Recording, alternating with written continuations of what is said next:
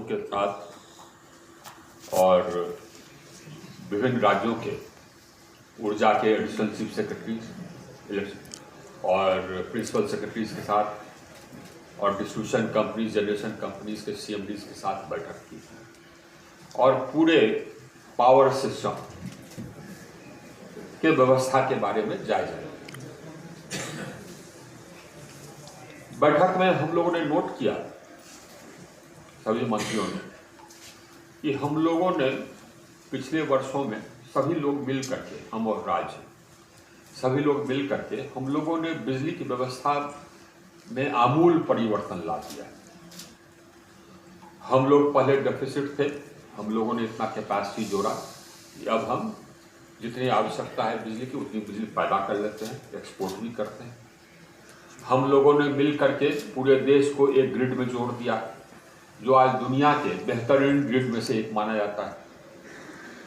हमारे ग्रिड में आप कहीं भी जुड़ जाइए, हम लोगों ने जनरल नेटवर्क एक्सेस लागू कर दिया है। आप कहीं भी ग्रिड से जुड़िए, आप पूरे देश से जुड़ जाते हैं।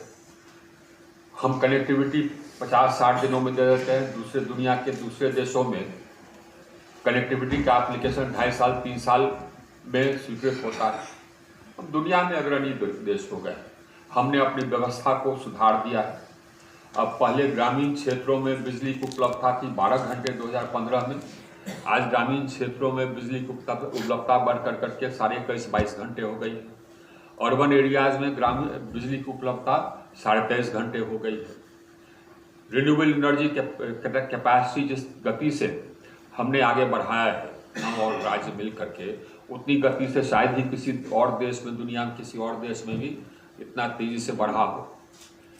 हम लोगों ने जो NDC में हमने प्लेज किया था COP21 में कि भाई 2030 तक हम अपनी ऊर्जा उत्पादन क्षमता का 40% कर देंगे रिन्यूएबल एनर्जी से, वो हम 2021 में अचीव करेंगे, 9 साल एडवांस में।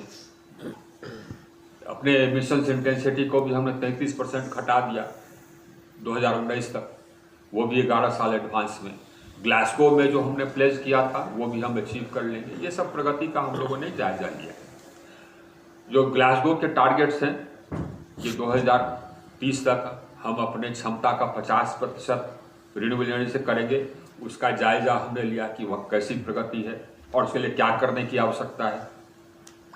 उसमें जो सामने में कुछ हर्डल्स आ रहे हैं, इसकी चर्चा की हमने। जैसे कि एक GIB करके एक बहुत बड़ा क्षेत्र को घेर दिया गया है, वो एक हर्डल है, इसकी चर्चा हुई। और गति को और आगे बढ़ाने के लिए क्या करना चाहिए। रिन्यूएबल परचेज ऑब्लिगेशंस में हमने सुधार लाया है, बदलाव लाया है, इसकी चर्चा हुई।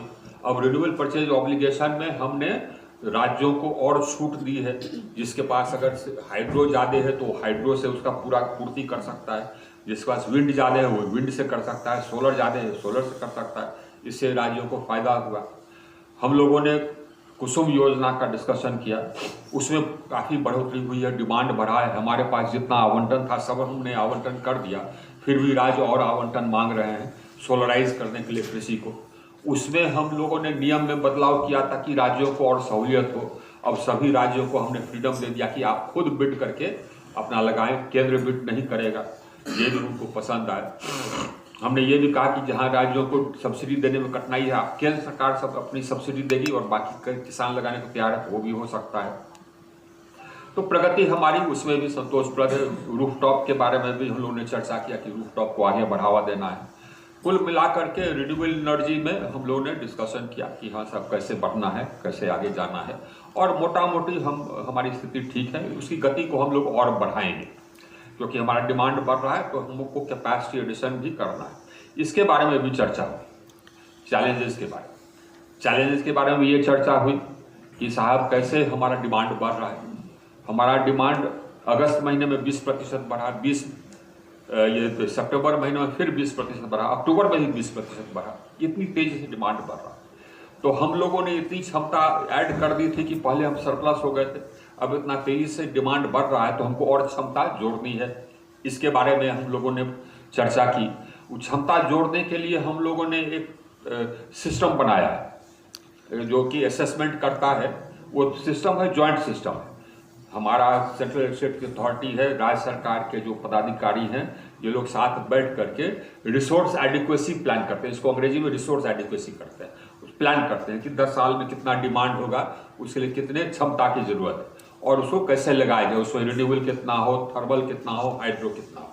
तो ये रिसोर्स प्लानिंग बहुत सारे स्टेट्स के बारे में हो गई है और कुछ स्टेट के बारे में प्रगति में है। तो हम अब रिसोर्स प्लानिंग करके हम कैपेसिटी एडिशन करते हैं।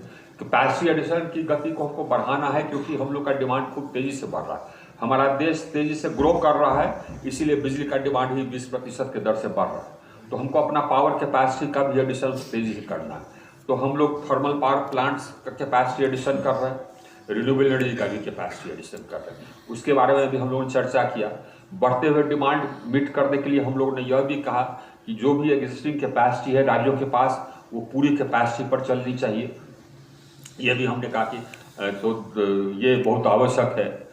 आप अपने सब क्षमता को पूरी कैपेसिटी पर चलाएंगे तभी जा करके आप और ऊर्जा हमसे मांगेंगे तो हम देंगे। ये नहीं हो सकता है कि आपकी कैपेसिटी कम चले और आप हमारे रिजर्व से मांगिए, ये दोनों नहीं हो सकता है। तो इसकी चर्चा हुई। हम लोगों ने जो सिस्टम है उस सिस्टम को इतना मजबूत कर दिया, जैसे कि हमने आपसे कहा कि अब ये बिजली की उपलब्धता ग्रामीण क्षेत्रों में 22.5 घंटे हो गई और शहरी क्षेत्रों में 23.5 घंटे।